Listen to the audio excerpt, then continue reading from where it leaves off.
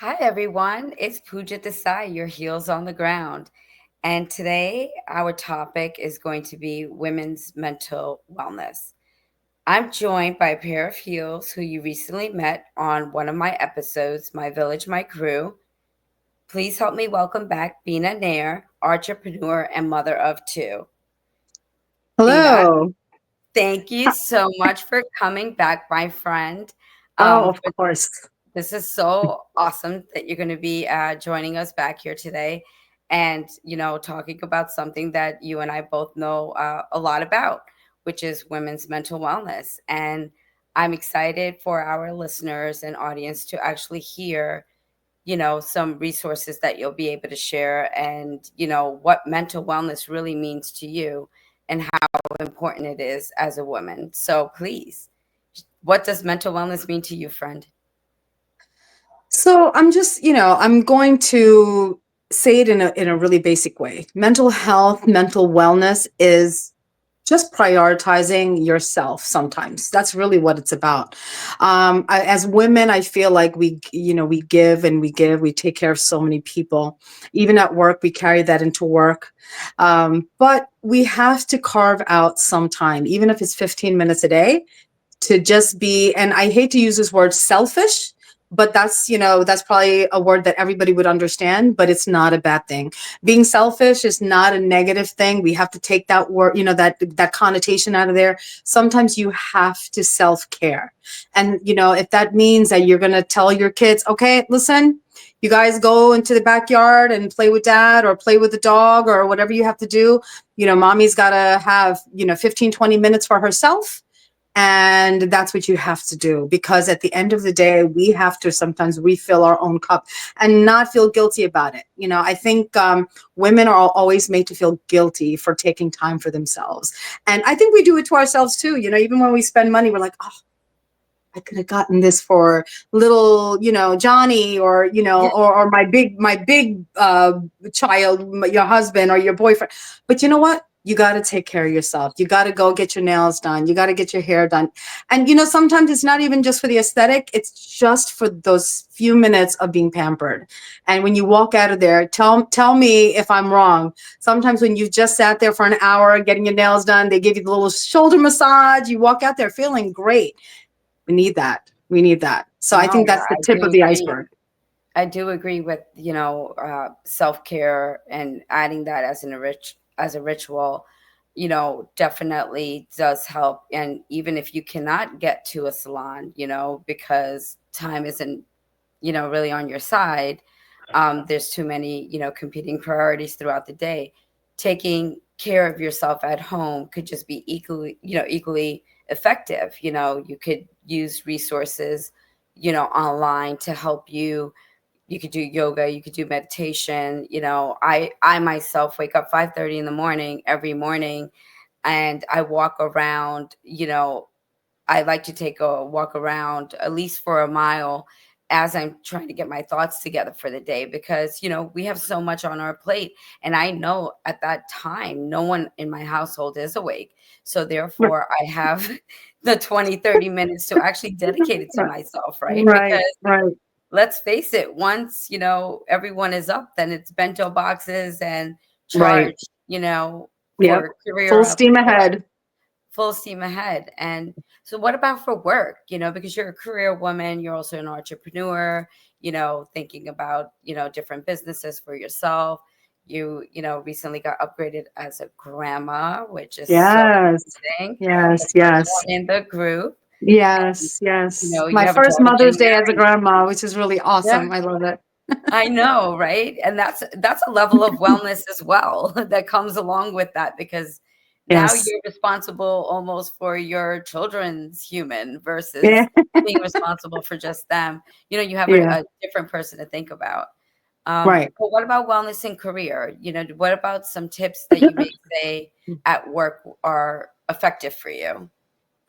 Again, it's about, having the guts and, to have boundaries. So sometimes, I know, like, I'm a person that I typically love helping people. Sometimes when I see somebody struggling, I'll volunteer, like, hey, let me help you with this. Um, But sometimes, it can be overwhelming, right? Like you have your own work to do and then you're helping other people, which you always should. I actually get enjoyment from helping people. It actually does fulfill me. So I'll never stop doing that.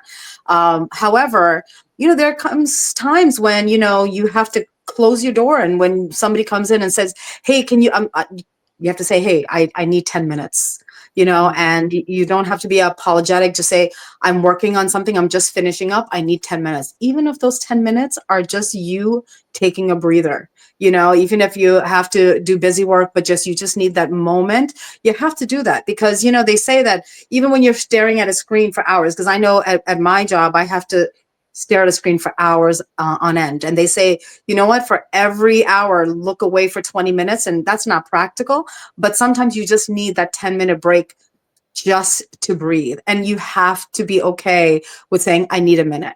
And there's nothing wrong with that. I think we have to learn, as one of your other previous guests had said, you have to be okay with sometimes saying no. And Right. it's okay to say no. It's okay to say no. Ladies, it is okay to say no. Okay.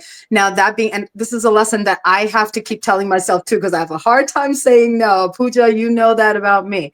So, I pass this on, but even though I'm passing this on, it's a reminder for myself. I'm telling myself, it's okay to say no. It's okay to say no. It's okay to say, I'm overwhelmed right now. And I think it's important that you have that voice to be able to say that. And that voice only can come in within you, because if you don't, people will always, have time to take from you. So you have to be your own advocate. Be your own advocate. I think that's very important. No, I tend to agree, especially in, in an environment, with work or running your own businesses or even working in the career that I'm currently in. You do have to take some wellness tips throughout the day for yourself. Whether you're women or men, honestly, you should really, hone in on doing certain tips, such as, I love to get up and just walk outside the office, get, fresh air.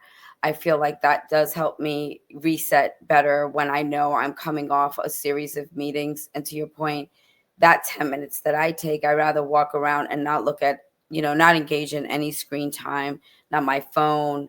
I also, tend to get up a lot during the meetings because I feel like I will take myself off camera so I can stretch because I'm back to back.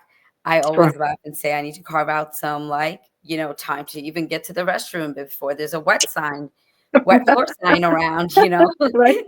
You need to make sure that you get to do those basic things as women or men. You don't, you need to be able to do during, working hours, Sure. even just as something as, even playing some, concentration music in the background just to make you feel like, your Relax. load is not as heavy, even though it is, right? Right. So I think that's really some good resources or some practices that I actually follow that help me. And I love to doodle. I can't draw, but I love to doodle. I'm a doodler And too. I'm a doodler too. yeah, Yes. and that like gives me peace and or color, So I think while I'm in those meetings and I'm doodling, I think it also helps me for somehow there's a correlation, I'm sure. It really helps me retain whatever I just went through the meeting because I feel like there's a soft focus elsewhere, which really allows me to be more present, and be able to hear more than I'm actually visually seeing. So I can take a rest with the glare in my eye, but still be engaged. Mhm. You know, so I think that's important. What about in terms of mental wellness now as a grandma? I mean, that's got to be so different for you.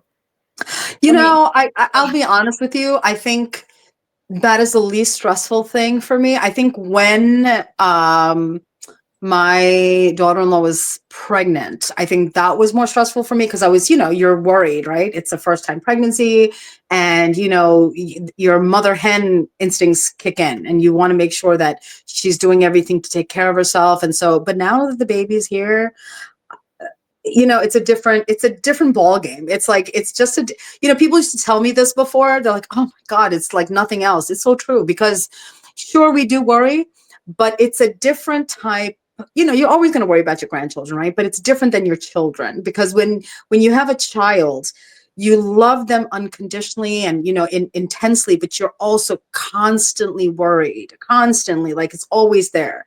I think being a grandparent is a little bit different, because sure, you're going to worry, but it's not the same, because there's another set of eyes that's responsible for them, and you're just there to kind of be supportive. It's different, so you really enjoy it more.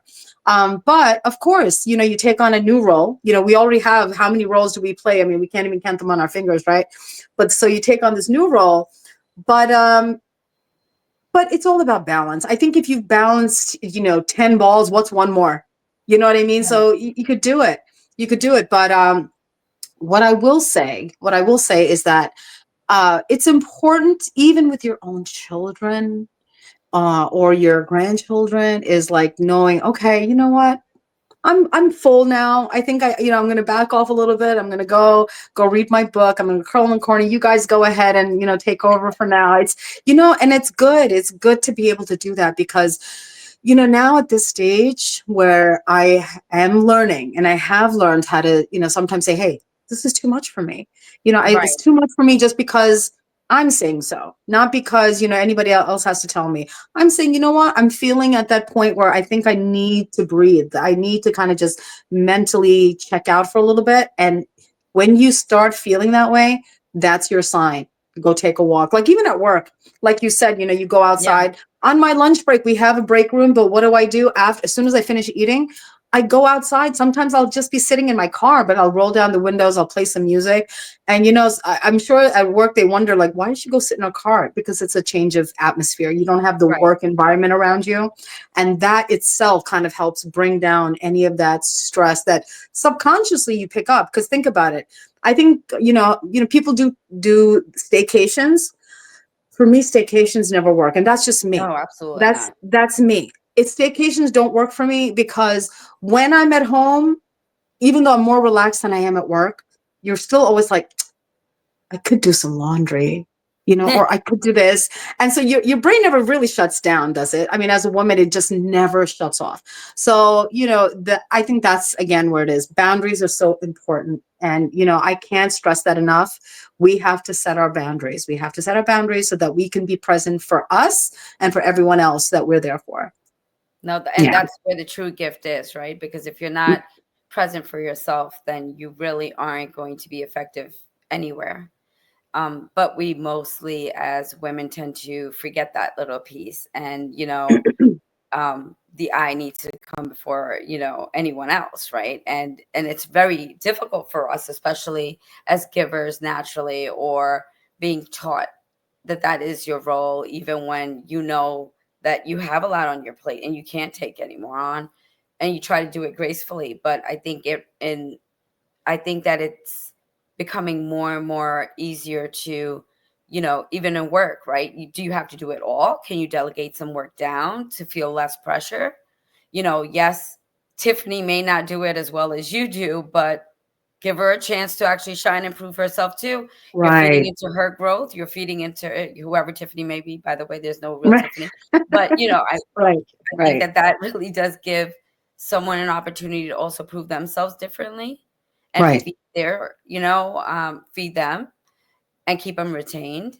But then it also helps you, because you know that you can't take it all on. And Right. even if you can, why should you? Because if you don't, people can't grow around you, right? So even when and both of us went through this, being single moms, we were in college, raising our children and working full time, and Yes. still finding that balance for us. So Right. even as college students, as young as you are, it doesn't matter. We say women's mental health, but really it's children's mental health from the beginning, right? Whether it's a Right. boy or a girl. So I think, or anyone's mental health rather. But any tips for parents that have gone back into the educational system that you find would also be, helpful?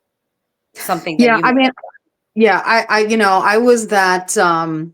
perpetual student, because unfortunately I had to, well, I don't want to say unfortunately, because that, I think it really helped in my growth, and learning how to multitask and do many, wear many hats at once. I didn't have the traditional right out of high school, I went into college, though, that was something that was just in, bred into my family, like, no, you have to have a college education, that's very important. But I also got married very young and had a child very young. And but I always had that goal, I want to get my degree, I want to do this, I want to do that. But I had a full-time job and I had a baby, and I had to do all of that. I couldn't take full-time classes. As much as I would love to. I mean, there's only so many hours in the day. So what did I do? I would take one class or two classes, only what I could manage. And I think this is important to understand too. I get that, sometimes you want to get things done quickly, but at what cost? Are Right. you stressing yourself out to the point where now you're, barking at your children, fighting with your husband, you're looking at yourself, feeling, just terrible about yourself, feeling like a failure because, but you're not. It's just that you're one person, and sometimes ladies, I know we wear that cape, the superwoman cape or Wonder Woman, but there comes a time, she also got out of a costume for a while too, because we all need that balance. So I would take a class here, one semester here. I would take two classes on a semester here, and I just chipped away at it. And I got my degree very late in life, but I got it. So I think Right. that's what women also have to understand. The only person you should be competing with is yourself. Right. Nobody else is walking in your shoes or in your heels. Okay, so you take the time that you need, but make sure you're always protecting your mental health, your physical health, and your spiritual health. That way you can be the best version of yourself while still accomplishing your goals. This is not a race, it's a journey. Just have your sneakers on, take one step at a time, just get there and set a goal for yourself, but don't feel like, oh, I didn't do this in a year. The bottom line is, when I got it, I cried tears, not because, I didn't I know cried that, with like, you. I was so yeah, excited. because you know what? It's like, it seems, some things seem like a never ending road. It feels like it's never going to happen, but it's going to happen. And as long as you believe in yourself, you don't, give up on yourself. And sometimes you might have to take a break, but just never take a break forever. Just keep going one by one, take a step at a time. And, that's really what helped me. And, it was hard. I mean, we lived together. We raised, our children together for a certain period of time. And I mean, you were juggling so many things and I'm juggling this and we're still, taking care of the kids, and then still made time to go dancing. And I think You that's where sure our did. mental health came. That was our mental health. How we renewed ourselves. We went out there and we just sweated out and just danced till our hearts content. And that's so good. So, it's also finding what you love to do. What would you be doing if you didn't have limitations of money? What would you be doing if you didn't have limitations of time? Now, Right. of course, everyone has limitations of money. So, like you said before, not everybody can go to the salon every month. I know I can't. Sometimes, things get tough, or you have other objects, or you just don't have the time. You know what? That's the day you fill up your tub, put some rose petals in it. And listen, I know people are going to make fun of me because I'm that girl who always says, oh, there's an oil for that. There is an oil for Yeah. that. Get essential oils, put a little bit of lavender in the water, put a little bit of vanilla or whatever smell appeals to you. You would be surprised. I mean, they've have so many studies that smelling good aroma actually does help reduce your stress levels. Ladies, do it. I'm telling you, have your husbands do it. They might not admit it to their boys, but trust me, it will make them feel better and it'll make you feel better. So find the things that give you peace, find the things that relax you and just make you kind of, I'm old enough to remember that commercial, Calgon, with the Yeah. lady sitting in the tub and Calgon, take me away. But you got to find your Calgon. You got to go find something that makes you kind of just relax and breathe deep. I think that's so important, you know? No, I mean, I agree with everything that you're saying, and the dancing elements. How many times did we just dance in our own home with our children, right? Yes. So, like, it's really something that we embedded in them because they love to dance and listen to music all day long Absolutely. too. And I Absolutely. think that, that was definitely a fun journey, helping them discover, you know, music and art, as Oh well. yeah. Yeah. Um, But even, to piggyback off of what you're saying in terms of, physical, mental health, financial health, ladies, please take care of your own bag. If you secure your own purse, you will not be stressed out at because you're taking care of yourself to a certain limit too, right? And I know that that might not be everyone's journey. There's different ways that you can do that, but just making sure that you have a little something set aside for yourself. I think it really. I learned as a single mom that that's actually very important. You not everyone's journey is the same, but in our case, making sure that we protected our own financial Yes. um, you know health, it was is still something that I'm extremely passionate about.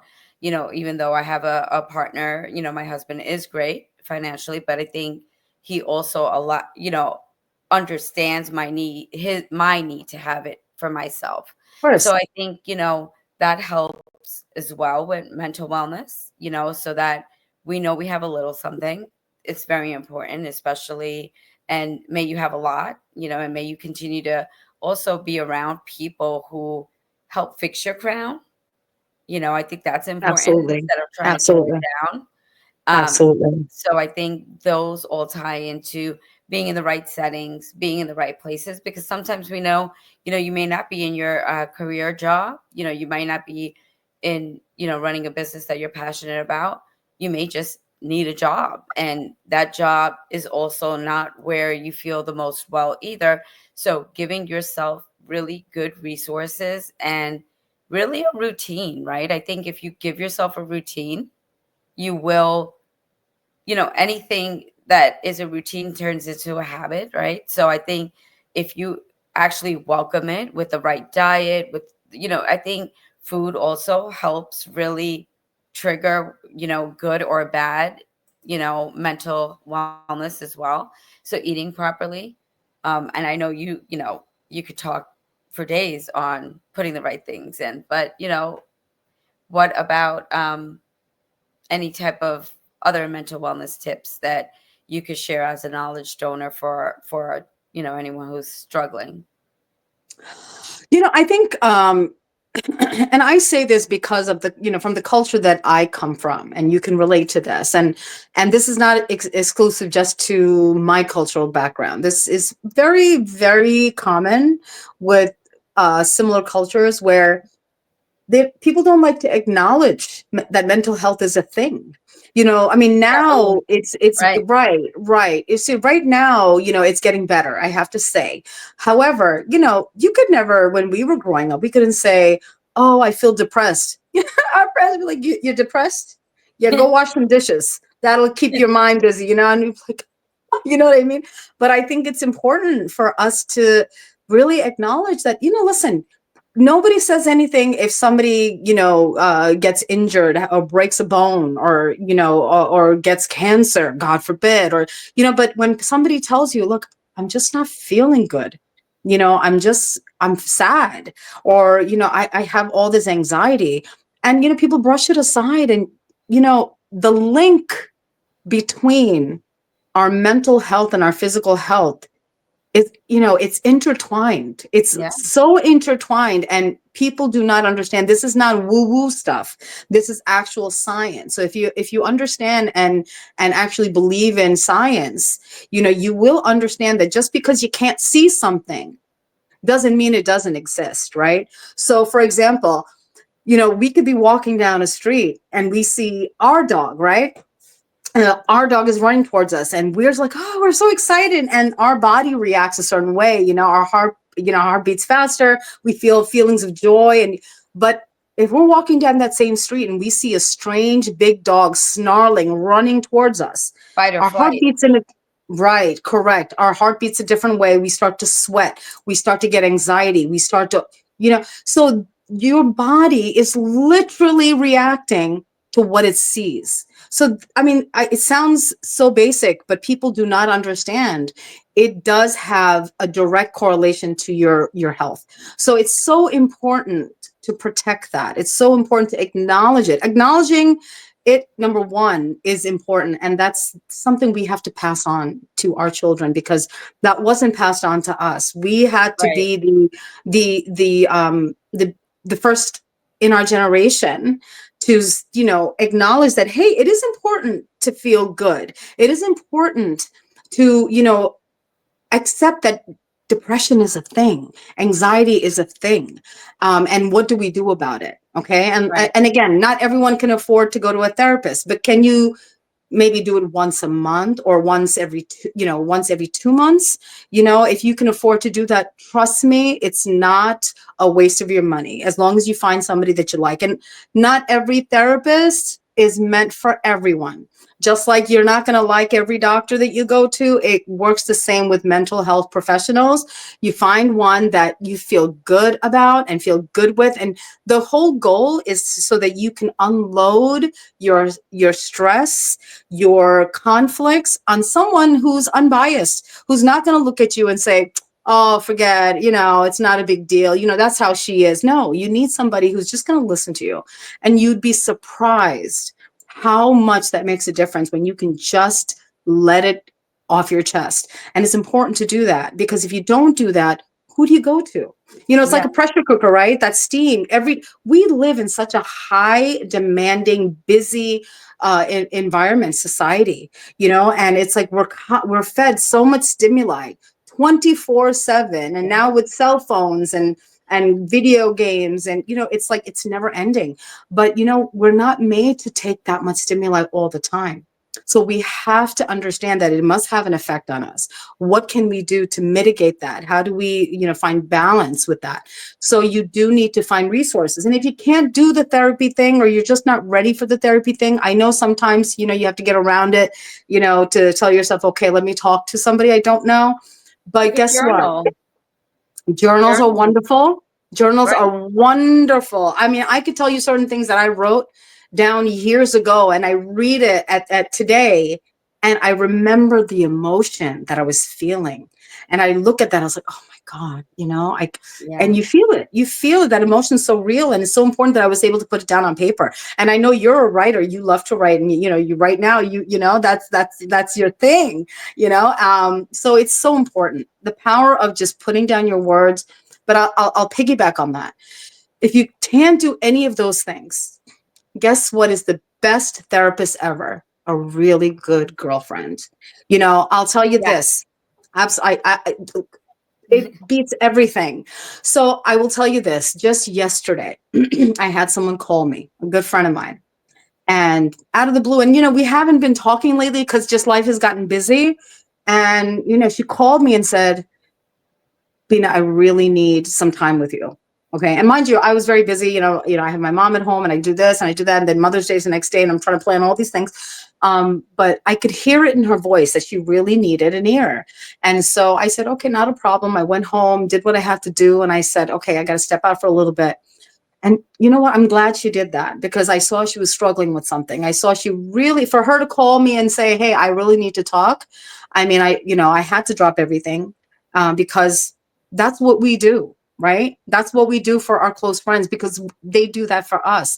And, I will tell you, even if it's just one person that you have like that, even if it's just one, that person can sometimes get you through that hump. And, sometimes you just need to be their ear. Sometimes they don't really even need your advice. They just need to talk to someone that knows, that genuinely cares about them, will listen to them. And sometimes, tell them, you messed up there, girl, but it's okay. I'm still here for you. It's Right. important. Right. It's really important. I think, thank you so much for being one of those sounding ears for me as well, because I think that without Same. our friendship, I probably wouldn't have gotten through a lot of our journey. And thank you so much for, coming back and giving the listeners some resources, and just how important it is to continue to follow us for more Heels and Boots on the Ground episodes. You're going to be seeing Beena quite frequently. Get used to her face. Thank you so much, everyone. Till next time, your heels on the ground. Bye. Bye.